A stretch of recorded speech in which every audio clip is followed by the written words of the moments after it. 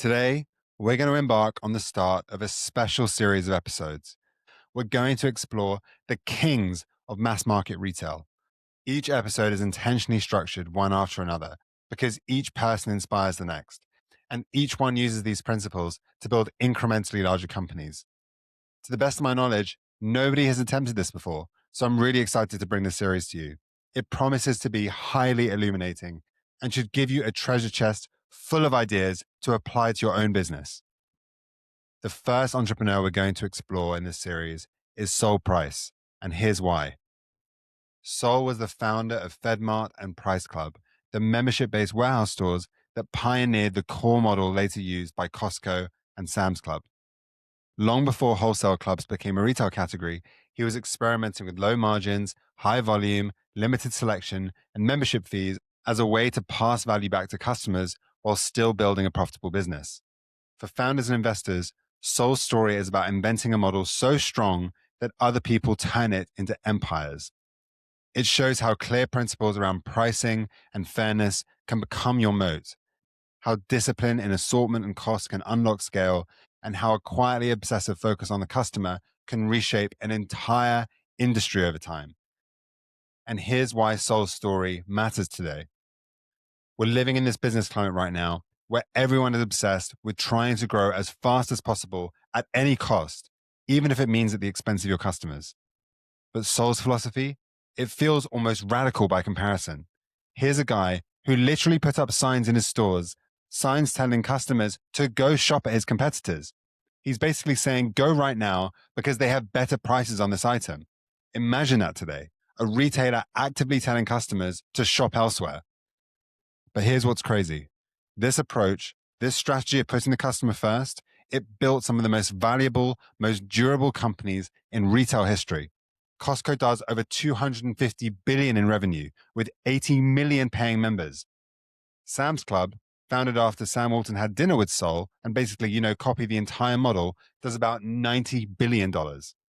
And get this, warehouse retail as a category, that's at least a $750 billion business in the US alone, just America. And it all traces back to this lawyer from San Diego who just wanted to give people a fair deal. That is so cool to me. Listen to what these people say about Sol. Jim Sinegal, who founded Costco, says this: I didn't learn a lot from Sol. I learned everything. You've also got Sam Walton, who wrote in his autobiography that he borrowed more ideas from Sol Price than from anyone else in business. Anyone else. You've also got Jeff Bezos studying Sol's approach. The list goes on and on. So let me be crystal clear about what this episode is. You're going to hear about the most critical moments in Sol's career, the moments that mattered. And more importantly, you're going to understand the strategic thinking, the actual decision-making frameworks that you can apply to your own business. So let's dive in. Welcome to Inflection Moments. I'm David Franklin, and you and I are about to dive into something fascinating. You know that moment when everything changes for an entrepreneur? When one decision, one pivot, one breakthrough suddenly shifts their entire trajectory. That's what we're hunting for today. If you're building something, if you're that founder grinding it out, making those impossible decisions that keep you up at night, this episode is for you. Because today, we're going inside the mind of one of the most successful entrepreneurs in history to uncover the exact moments that transformed their journey from ordinary to extraordinary. Here's what we're doing. We're dissecting the 5 most pivotal inflection points in their career, but more importantly, we're uncovering the strategic thinking behind each decision, the kind of insight that separates the builders from the dreamers. Ready? Let's get started.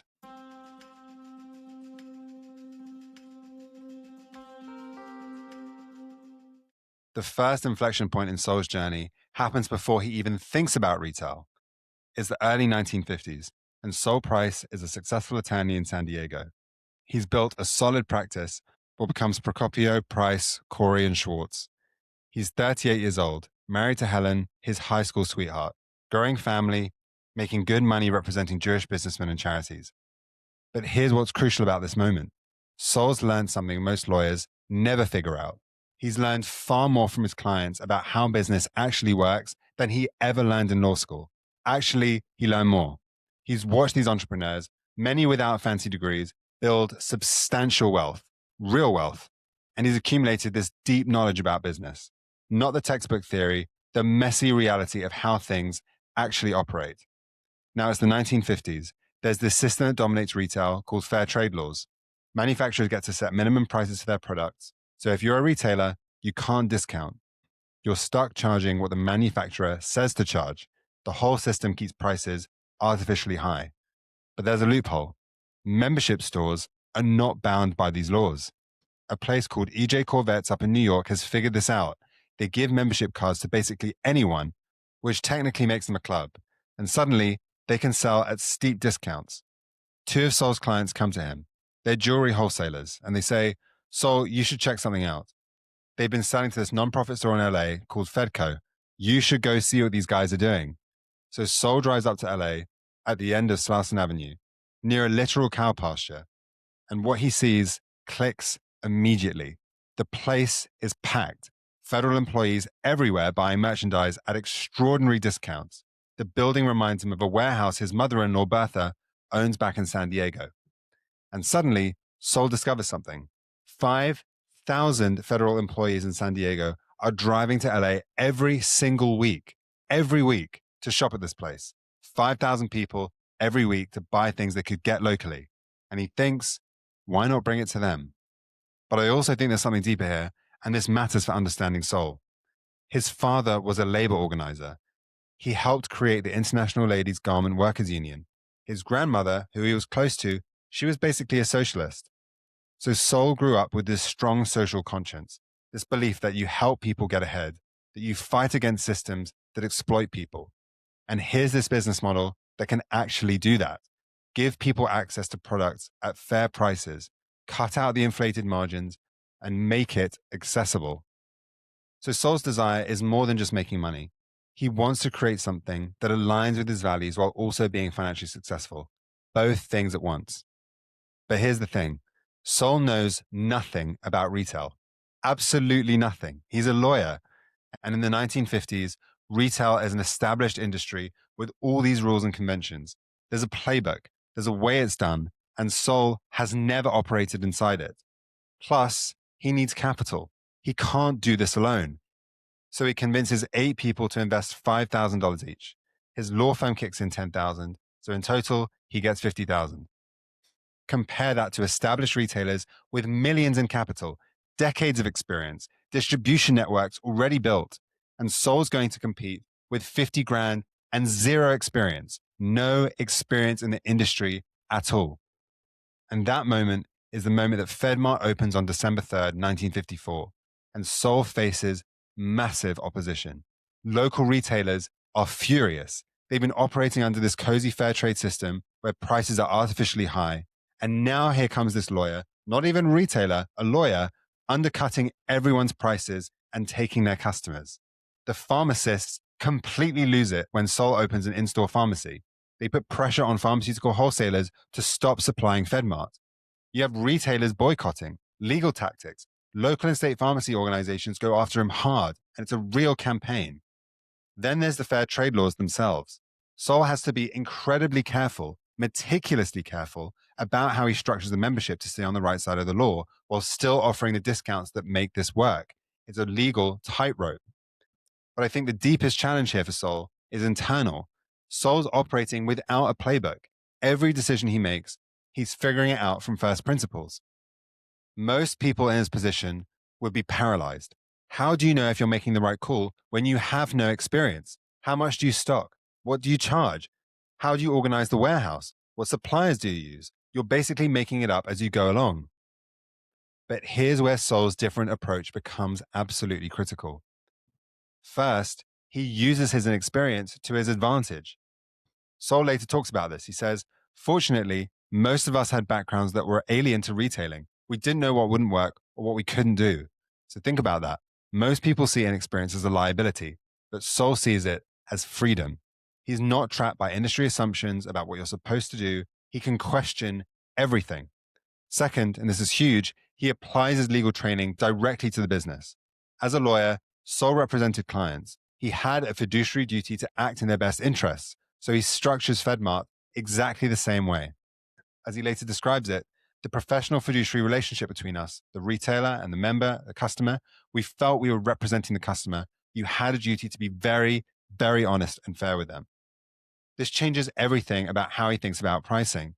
Other retailers ask, how much can I charge? Whereas Sol asks, what is the lowest price I can offer while still covering the costs and make a modest profit? Meanwhile, Sol refuses to use loss leaders, products priced below cost to lure people in, because that means other products are getting marked up higher to compensate. And that's not being fair. It's dishonest.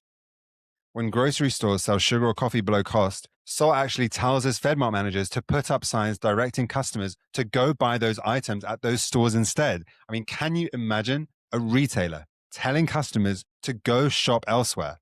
But that's the point. It builds complete trust. Third, Sol innovates in ways that seem crazy to everyone else. He's the first retailer to sell gasoline at wholesale prices, the first one to open an in-store pharmacy, despite all the opposition, the first to open in-store optical departments. When investor William Schmidt suggests that they sell Planters peanuts, Sol becomes one of the first to sell packaged food and non-food in the same building. Each innovation makes sense from a customer perspective, but breaks industry conventions. Fourth, and this becomes a hallmark of everything Sol builds, he pays his employees double what competitors pay. In San Antonio in 1957, other retailers pay 50 cents an hour, whereas Sol pays $1. His advisors think he's insane. But here's what actually happens. Turnover disappears. Theft becomes almost non-existent. The best workers line up to join FedMart, and employees treat the business like their own. Again, that's so important. Employees treat the business like their own. Sol realizes that paying minimum wage gets you minimum effort, but paying double gets you 10 times the value. It's not generosity, it's sound economics. Plus, it aligns with his social conscience. And finally, Sol establishes what he calls a lofty moral code to put the business above any suspicion. Given all the opposition, FedMart has to be squeaky clean. He avoids advertising and sales because he doesn't want to use typical retail gimmicks. He wants the business to succeed through word of mouth, what he calls the unsolicited testimonial of the satisfied customer. And then something remarkable happens. The first year projections, $750,000 in sales. The actual first year, $3 million, 4 times what anyone expected. By 1959, just 5 years in, FedMart has stores in San Diego, Phoenix, and Texas, generating $26 million in annual sales. That's equivalent to about $200 million today. The impact on retail is massive. Department stores start lowering their prices to compete.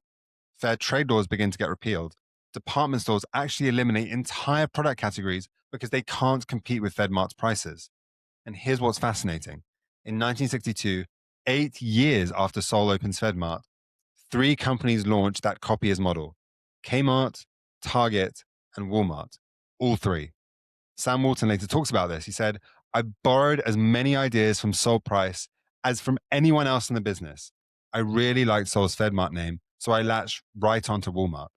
Which, spoiler alert, we're going to talk more about Sam in a few episodes' time. FedMart goes public in 1969 and keeps growing. By 1975, there are 44 stores across California, Arizona, New Mexico, and Texas, generating over $300 million annual sales. But here's what's fascinating about Sol's process. He's not optimizing to maximize profit. FedMart operates on much lower margins than typical retailers. Sol's optimizing for a different metric: customer trust and long-term sustainability. And Sol later talks about this. He says, if you recognize you're really a fiduciary for the customer, you shouldn't make too much money. That philosophy becomes the foundation for everything that follows.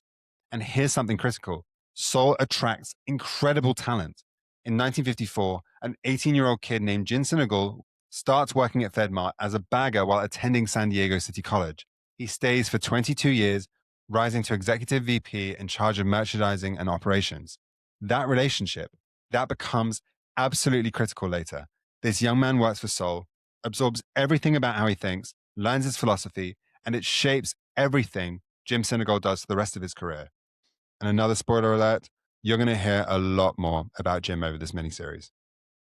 So Sol's first inflection point isn't just about building a successful retail company. It's about proving something fundamental, that you can compete against established, better capitalized rivals by approaching business relationships completely differently, by thinking like a lawyer, by genuinely representing customer interest rather than trying to extract maximum profit. Sol creates a business model that competitors simply cannot replicate, even when they copy the format.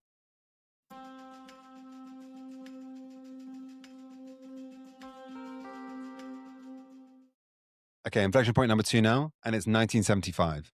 Sol is 59 years old, about to turn 60. FedMart has 44 stores, doing over 300 million in annual sales. Sol and his son Robert have built something remarkable, truly remarkable. But here's the thing. Sol's tired. After 21 years of running FedMart, dealing with constant expansion challenges, competition from the Kmarts and Targets that copied his model, he's burnt out and he wants to step back. By the early 1970s, FedMart is competing against much better capitalized competitors. Walmart's growing, Target's growing. These are companies with resources that dwarf what Sol has. So Sol starts looking for a capital partner, someone who can help FedMart compete at scale. So he ends up selling 2/3 of FedMart to Hugo Mann, a German retail company, in 1975. On paper, it looks good. Hugo Mann has deep pockets. FedMart can finally compete with Walmart's resources. It's a rational business decision. Keep in mind, what Sol wants at this point is a transition. He wants to step back, let professional management take over, maybe shift into a chairman role while younger execs run the day-to-day. He wants FedMart to continue thriving with the values and principles he's established. He wants the company to keep serving customers well, treating employees fairly, and operating with integrity. Basically, Sol wants what any founder wants when they're ready to transition, to see their life's work continue successfully without them having to grind every single day. But Sol's relationship with Hugo Mann deteriorates quickly, really quickly. The new German owners have completely different ideas about how to run the business. They don't share Sol's values about pricing. They don't understand the fiduciary relationship with customers that Sol has built. And in December 1975, less than a year after the sale, Hugo Mann's people do something brutal. They fire Sol. In fact, they literally change the locks on his office. Sol shows up one day to work and he can't get in. He's locked out of the company he built, completely locked out. So think about that emotional blow.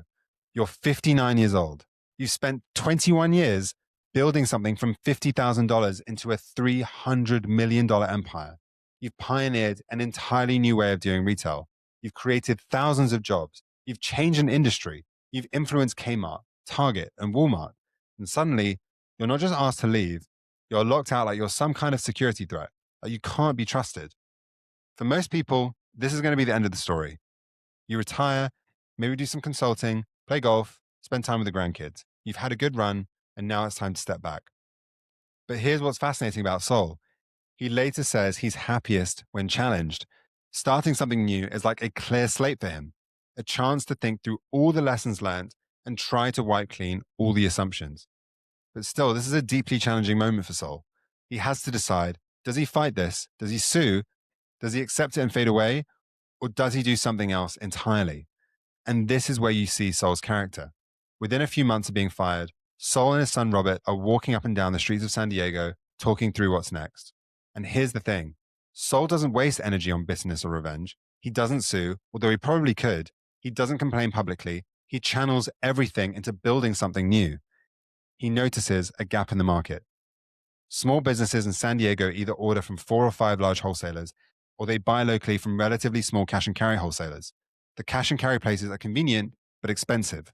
The large wholesalers offer better prices, but require huge orders, big storage requirements. So Sol sees an opportunity. What if you created a much larger, volume-oriented version of the cash and carry format? A place where small businesses could buy supplies at near wholesale prices without needing huge storage space or placing massive orders. He's inspired by places like Smart and Final and Cash and Carry, wholesalers that sell to small businesses, but Sol's going to do it bigger, better, and more efficiently. So here's the key strategic decision. Sol invests $800,000 of his own money into this new venture. Not a small amount. He's putting significant personal capital at risk. No backup plan, no safety net, just conviction that he can figure it out. He raises another $1 million from local business owners who believe in him. These are people who've seen what he did with FedMart.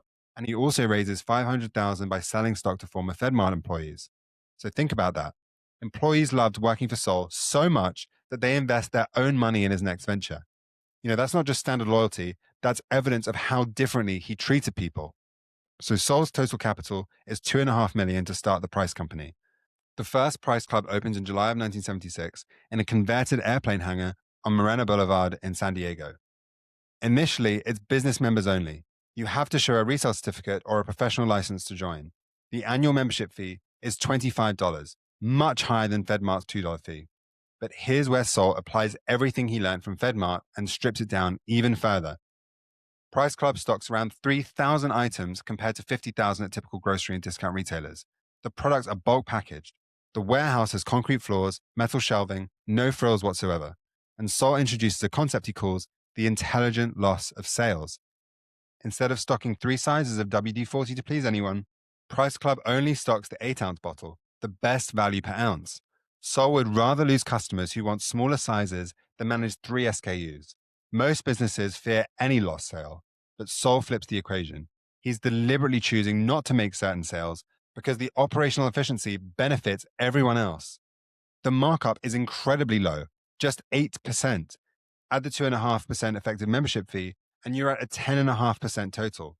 Comparing that to typical retail markets of 20 to 40%, it's completely different. Sol also does something crucial that makes the model work. Suppliers deliver products directly to the warehouse. Manufacturers handle the logistics. There's no traditional distributor markup, no extra warehousing costs. Products often stay in their original packaging and go straight to the sales floor. This makes Price Club stores what analysts later describe as cash flow geezers. The model is capital efficient in ways FedMart never was, because you're not tying up capital in warehouses and inventory in the same way. And then the first year happens. Price Club loses $750,000. But Sol doesn't panic. He knows the model is sound. He just needs to refine it. And this is crucial. A lot of entrepreneurs would bail at this point, but Sol doesn't. Then his CFO, Giles Bateman, a young, intelligent guy, makes a brilliant move. Bateman goes to the local credit union and hammers out a deal. Credit union members can qualify for a group membership at Price Club and shop at slightly higher prices than business members. That unlocks everything. Suddenly, Price Club isn't just serving small businesses, it's serving financially secure consumers from credit unions, savings and loans, utility companies, hospitals, and the volumes explode. By 1979, 3 years in, Price Club has 2 locations, 900 employees, 200,000 members, and a profit of $1 million. The company had grown so much and had so many shareholders from those early employee investments that it was forced to go public. But it wasn't some flashy Wall Street IPO. It was a necessity of their success. At the IPO, the company is generating nearly $150 million in sales and earning $6 million before taxes. Remember, this is just 4 years after opening. And the growth continues. By 1986, Price Club is named Forbes magazine's best managed company. By 1992, there are 94 Price Club locations across the US, Canada, and Mexico. And annual revenue is $6.6 billion. Meanwhile, in profit, they're generating $134 million. At its peak, Price Club is San Diego County's largest public corporation. But here's what I find most significant. Sol has proven that getting fired at 60, an event that would end most people's careers, can be the catalyst for your most important work. The model Sol creates with Price Club becomes the template for modern warehouse retail. In the early 1980s, Sam Walton has dinner with Sol and his wife in San Diego. Sam's visiting Price Club, taking notes, seeing exactly how it works. He doesn't tell Sol that he's planning to copy the model, but that's exactly what he does. The first Sam's Club opens in Oklahoma. That same year, Jim Sinegal, Sol's former protege from FedMart, teams up with Jeff Brotman to start Costco in Seattle. Sinegal later says, "I didn't learn a lot from Sol. I learned everything." So Sol gets fired, and within a few years, he's created the blueprint that spawns Costco and Sam's Club, which together become worth hundreds of billions of dollars. So here's the lesson in Sol's strategic thinking. He doesn't let setbacks define him. Instead, he uses them as data. Getting fired taught him something valuable about maintaining control and staying true to your values. Price Club is structured from day one to prevent the mistakes he made with FedMart. Instead of selling control and hoping new owners share your values, Sol maintains control. He builds with people he trusts. He structures the business so the principles are embedded in the model, not just in his personal leadership. This is crucial. In his first inflection point, Sol learned from his clients about business. In his second inflection point, he learns from getting fired about control and structure. Each setback becomes a lesson that shapes the next venture. But building Price Club creates a new kind of challenge, one that tests Sol's core philosophy in ways he's never experienced before.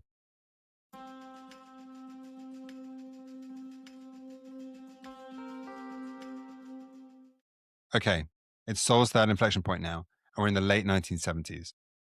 Price Club is growing. The warehouse format is working. The business model is working. But Sol and his team are constantly refining something more important: how to think about the relationship between the store and its members. Because keep in mind, the traditional retail world is transactional. You walk into a store, you buy something, and you leave. The store's goal is to extract as much profit as possible from each transaction. Maybe they have a loyalty program that's really just tracking your behavior so they can market to you better. But Sol's building something completely different. The membership model creates an ongoing relationship, not just a series of transactions. But here's the thing: that membership fee, $25, which is real money in the late 1970s, it needs to represent genuine value. Otherwise, you're just asking people to pay for the privilege of shopping. And that's not sustainable. That's predatory, and Sol won't do it. What Sol wants is to codify the fiduciary relationship he established at FedMart, but do it in a way that's financially sustainable and scalable. That's the challenge. He wants members to feel like Price Club is genuinely representing their interests, like the store is on their side, acting as their buying agent, not trying to sell them things, representing them. He also wants a business model that doesn't rely on advertising. Sol hates typical retail advertising, the sales, the gimmicks, the buy now before it's gone pressure tactics. He thinks it's manipulative and it's dishonest. Instead, he wants word of mouth growth. He wants the business to succeed because satisfied members tell their friends, family, and colleagues. It's the same unsolicited testimonial of the satisfied customer he talked about at FedMart. But there's a problem. How do you make members feel valued while charging them a fee to shop there? Most retailers would think, we're going to charge you to shop here and make a profit on everything you buy. We win twice. But that's not Sol's mindset. That's extractive thinking. That's the transactional model. There's also operational pressure. Price Club is running on incredibly thin margins, that 8% markup. Every operational inefficiency, every wasted movement, every extra touch of inventory costs money. And those margins, you can't afford to be sloppy. You can't afford waste. And there's a selection challenge. Only stocking 3,000 items means constantly disappointing customers who want something you don't carry.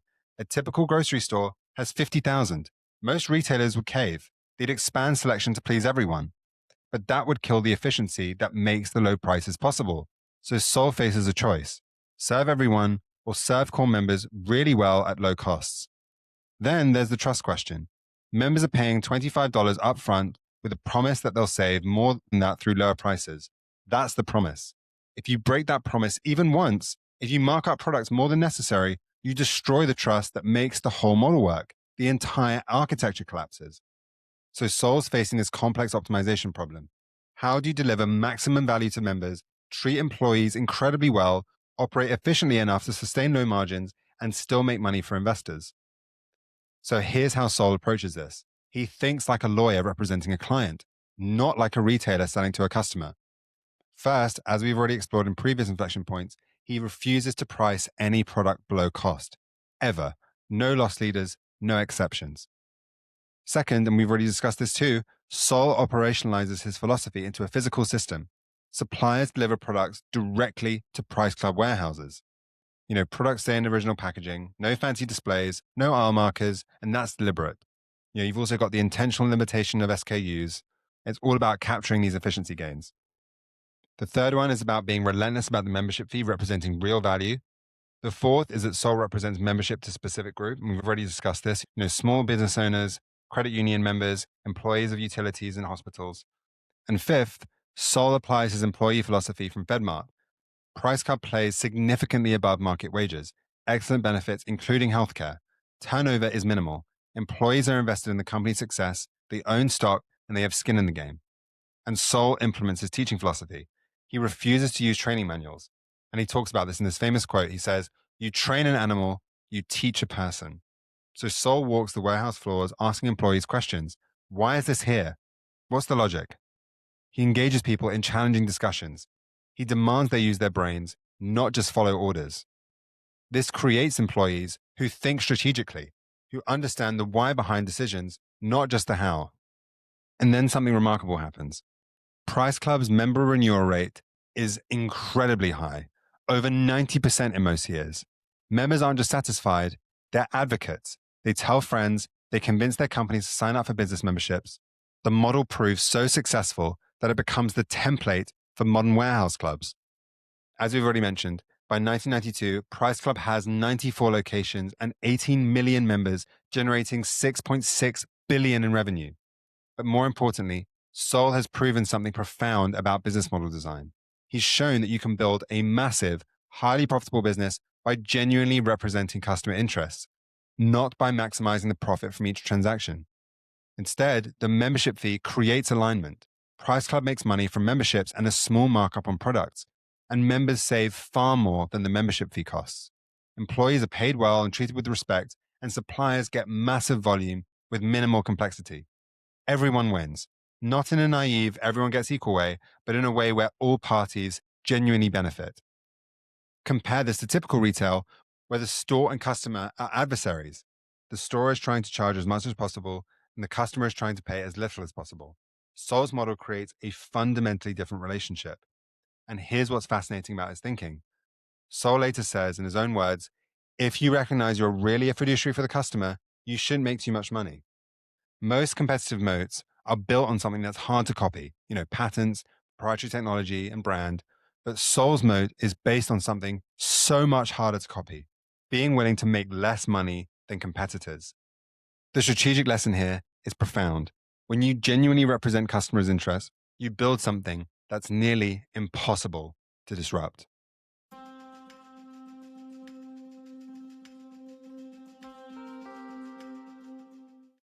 Okay, inflection point number 4 now, and we're in the 1980s. Warehouse clubs are exploding. Sol Price has invented the category, but now everyone wants a piece of it. Sam Walton opens the first Sam's Club in 1983.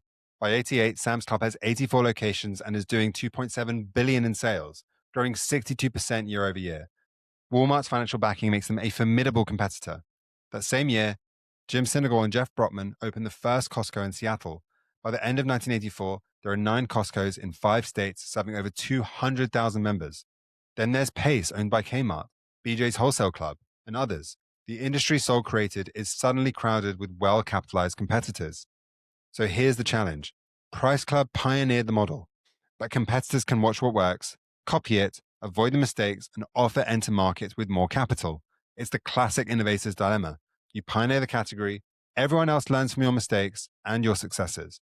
Plus, Price Club is expanding rapidly itself into California, Arizona, then internationally into Canada and Mexico. Rapid expansion is expensive, operationally complex. You're fighting fires in every direction. And there's something else happening. By the late 1980s, key execs are leaving Price Club. Jim Sinegal, who worked briefly at Price Club after leaving FedMart, goes off to start Costco. The brain drain is real. The people you train to think like entrepreneurs are becoming your competitors. So understanding what Sol's thinking at this point, what he wants is to maintain Price Club's competitive edge while staying absolutely true to the principles that made it successful. He wants to grow. There's still a huge market opportunity, but not at the expense of the values and model that work. He's seen what happened at FedMart when new owners changed the philosophy, and he's not repeating that mistake.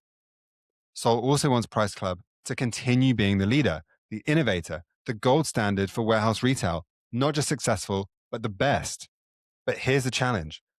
When you're competing against Sam Walton with Walmart's resources behind Sam's Club and Jim Sinegal, who learned everything from you at Costco, you're not competing against amateurs. You're competing against some of the best operators in retail history, and they've studied your playbook. They understand your model. They've learned your lessons. Competitive pressure creates this constant temptation to deviate from principles. Maybe mark up certain products a bit more. Maybe cut employee wages to reduce costs. Maybe add more product lines to compete better. These seem like logical responses to competition, rational moves. Everyone around you is probably suggesting them. You have to compete, they say. You have to be aggressive. Price Club also faces operational challenges. The Southern California market gets hit hard by a 3-year recession in the early 90s. Same-store sales slow, and margins get squeezed even more. And there's internal pressure from investors. By 1988, the investment community is skeptical about Price Club's real estate strategy. Larger retailers want price clubs as anchor tenants for shopping centers, but developing these properties ties up capital with longer term, lower margin returns. The company's also losing some of its competitive edge. Key execs are leaving, and at one point, price clubs' earnings dropped 40%. 40%. That's a serious decline. By the late 1980s, Sol's in his 70s, and he could take profits, sell out, retire wealthy. He's earned it. He's built incredible wealth. He's proven everything. But that's not what he does.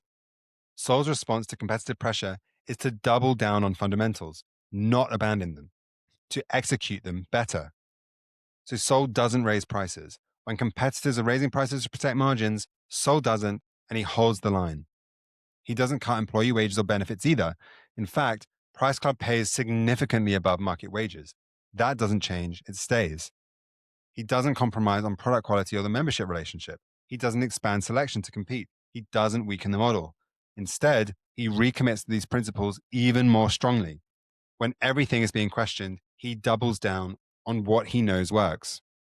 When competitors open nearby, Sol's response is to make sure Price Club offers even better value, even better service, even more efficient operations, compete on execution, and not on the principles.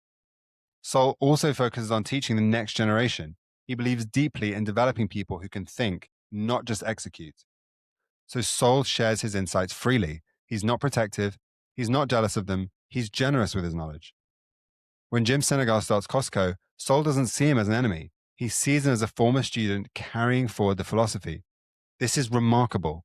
Most people would see Senegal starting Costco as betrayal. He learned at FedMart, he learned at Price Club, he absorbed the model, the values, the philosophy, and then he becomes a competitor. But Sol doesn't think that way. He taught Senegal to use his brain, to think through problems from first principles. Of course, Senegal would eventually start his own company. That's proof the teaching worked. So Sol stays involved in the business operationally. He's not a distant chairman. He's walking warehouses, asking questions, challenging assumptions. He maintains that hands-on approach to teaching and development. Then, in the early 90s, Sol recognizes something. The competitive landscape is brutal. Sam's Club is the biggest player by volume. Costco is growing fast, pace is expanding, and the market is consolidating. So Sol makes a strategic decision that's different from what most founders would do. Rather than fight Costco as an enemy, why not merge? Costco's business model is almost identical to Price Club's because, again, Senegal learned from Sol. The cultures are aligned, the values match, they speak the same language about business. Rather than have two companies with identical philosophies battling in the same market, bleeding both companies dry, consolidate, and build something stronger together. In June 93, Price Club and Costco announced they're merging to form Price Costco. The combined company has 206 warehouses, 18 million members, 43,000 employees, and over 15 billion in annual revenue. It's by far the largest warehouse club chain, positioned to compete effectively against Sam's Club. Jim Senegal becomes president and CEO of the merged company. Robert Price, Sol's son, becomes chairman, and Sol steps back, but remains involved. And here's what's significant about all this. They both operate on the principle that the customer comes first, employees second, and stockholders third. They both run on thin margins. They both focus on membership value. It's not like most mergers where cultures clash and compromise everywhere. This is two companies built on the same template, created by people who learned from the same teacher. Eventually, Sol leaves the company in 94, and the combined company eventually rebrands as just Costco in 97. But the important part of all this is the principles. Costco continues to operate exactly as how Sol designed Price Club. The gross margins stay low. The membership model remains unchanged. The hot dog and soda combo stays at $1.50, the same price since 1985. So here's the strategic lesson that Sol demonstrates in this inflection point. His response to competition wasn't to abandon principles. It was to execute them better than anyone else, to teach others to do the same, and ultimately to partner rather than destroy. This is a kind of strategic wisdom that most founders never develop. The instinct is to fight, to protect territory, to compete fiercely on every dimension. But Sol's approach is different. He competes on execution and principle, not on price cutting and margin expansion. He teaches competitors his philosophy, knowing that teaching itself is a form of power. And when the competition gets intense, he's willing to partner with people who share his values. This approach actually accelerates the consolidation of the industry around Sol's model. Rather than multiple competitors diluting each other, Costco becomes the dominant player and it operates according to Sol's principles. That's a way more sophisticated form of strategy than most people recognize. It's less about winning battles and more about winning the war by ensuring your values survive, scale, and become the industry standard.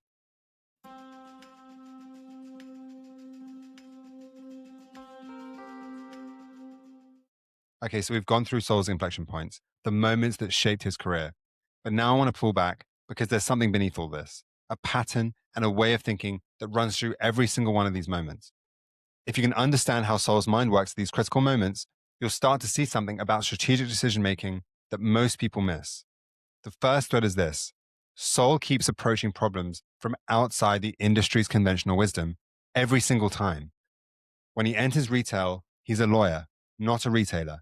So he asks questions a retailer wouldn't ask. Why do we charge what manufacturers tell us to charge? What if we structured this relationship differently? When he starts Price Club after getting fired, he's not thinking like a traditional discount retailer defending territory. He's thinking like a wholesaler, like a lawyer representing clients, and what would genuinely serve small businesses. When competition heats up in the 80s, he doesn't respond like a typical retailer, fighting on price, cutting costs, expanding selection. He thinks like a founder, building a culture. He thinks about partnerships and principle. And here's why this matters.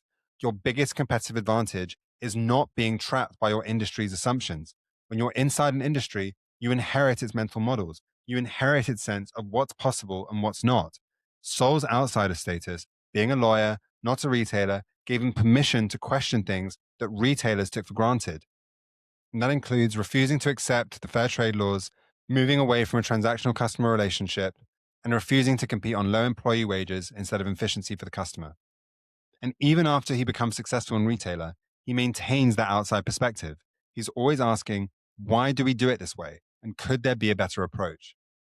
The second thread is about fiduciary thinking. And I think this is the core of everything Sol does. A fiduciary relationship means one party has a duty to act in another party's best interest. It's not about maximizing profit for yourself. It's about representing someone else's interests above your own financial gain. Sol learned this as a lawyer. Lawyers have a fiduciary duty to clients. You represent their interests. You don't maximize your profit at their expense. That's the relationship. And Sol takes this concept and applies it to business. He becomes the customer's fiduciary, the employee's fiduciary, the long-term steward of the company's values. At FedMart, it means how much can I charge becomes what's the lowest price I can offer while still covering my costs. At Price Club, it means the membership fee has to represent genuine value. The pricing has to be honest. No lost leaders because that means deceiving customers about the true cost structure. With employees, it means paying them well above market wages because you have a duty to their well-being, not just to extracting maximum profit. And here's the takeaway for founders and investors. By thinking like a fiduciary instead of just a profit extractor, Sol creates something nearly impossible to compete against. How do you undercut someone who's already operating at cost? How do you win against someone more committed to customer interests than you are? The fiduciary relationship becomes an unbreakable competitive moat, not through patents or proprietary technology, but through genuine commitment to customer interests. The third thread is about learning from setbacks. Most founders, when they face setbacks, they do one of two things. Either they blame external factors, the market, competitors, bad luck, or they internalize it and give up. Both reactions tend to produce regret. But Sol does something different. He treats setbacks as valuable information, as data. What can I learn? What went wrong? What should be different next time? When FedMart faces massive opposition from local retailers and pharmacists, Sol doesn't see it as a reason to back down. He sees it as data. I need to establish an even stronger moral code. I need to be so clean, so ethical that opposition can't touch me. When Hugo Man fires him at 60, Sol doesn't see it as the end of his career. He sees it as data. If I want to maintain my values, I need to maintain control. And Price Club is structured from day one to prevent that mistake. When competition heats up in the 80s, Sol doesn't see it as a reason to compromise his principles either. He sees it as data. He needs to execute better. He needs to teach others the principles so they become industry standard. This is crucial. The quality of your decisions depends on what you do with your setbacks. If you blame externals, you don't learn. If you give up, you don't try. But if you extract the data from it, you improve. Sol compounds this effect by documenting his lessons. He reflects on what worked, why it worked, what he'd do differently, and he applies those lessons to the next venture. That's how Price Club teaches Costco. The fourth thread is values-based decision-making, but it's more precise than this. It's principle-based decision-making under pressure. Easy decisions are easy. Anyone can make good decisions when there's no pressure, no temptation, and no short-term incentive to compromise.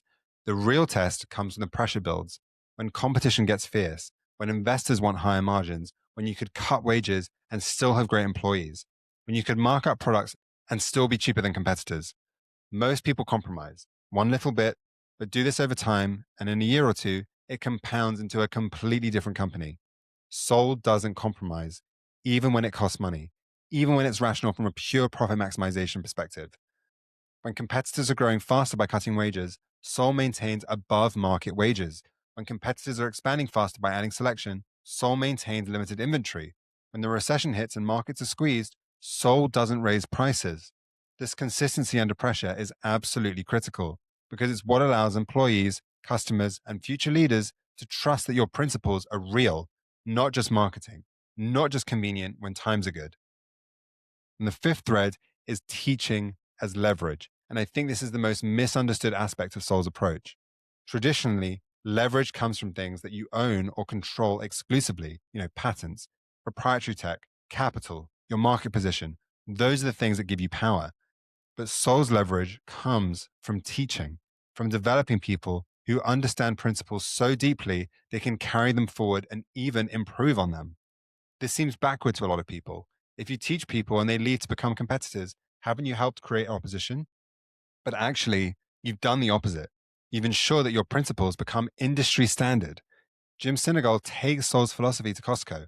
Costco competes on the same principles. So what looks like competition is actually alignment. And the multiplier is extraordinary. Instead of one company executing Soul's vision, you have dozens.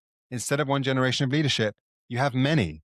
The principles scale far beyond what a single company could achieve. This is a form of strategic wisdom that most people never develop. Understanding that your greatest competitive advantage comes not from what you hoard, but from what you teach, not from what you own exclusively, but from what you help become industry standard. So here's the final insight I want to leave you with. The most sophisticated strategic thinking isn't about outsmarting competitors. It's about building genuine relationships with stakeholders, your customers, your employees, your partners, based on real principles, based on representing their interests and not extracting from them. Sol Price understood this 40, 50, 60 years ago in a business climate that was purely transactional, and he built extraordinary companies on that foundation. Today, when everyone's optimizing to grow as fast as possible on your short-term gains, Sol's approach feels almost radical. But I think this approach is becoming more relevant, not less, because the companies that will last, the ones that build real loyalty, that attract and retain the best talent, those are the companies built on principle. So the question isn't whether you adopt Sol's exact model. The question is, what if you apply this pattern to your business? What if you ask, how do I represent my customers' interests? How do I treat my setbacks as data? How do I hold my principles under pressure? And how do I teach instead of just direct? Those are the inflection points. Those are the moments where you choose who you're going to be as a leader. And those choices made consistently compound over time into extraordinary results.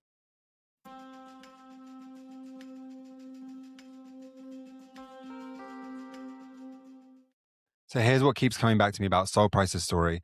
And I think this is the part that matters most for you. Sol proved that you can build massive, enduring businesses by genuinely serving others' interests, by being fair, by thinking long term, and by teaching freely. And there's this beautiful irony here. By deliberately not maximizing profits, by capping margins and paying employees well and treating customers as clients, Sol created companies that outlasted and outperformed competitors who were optimizing for that short-term gain. That fiduciary mindset, thinking I represent the customer rather than I'm selling to the customer, changes everything. It changes pricing decisions.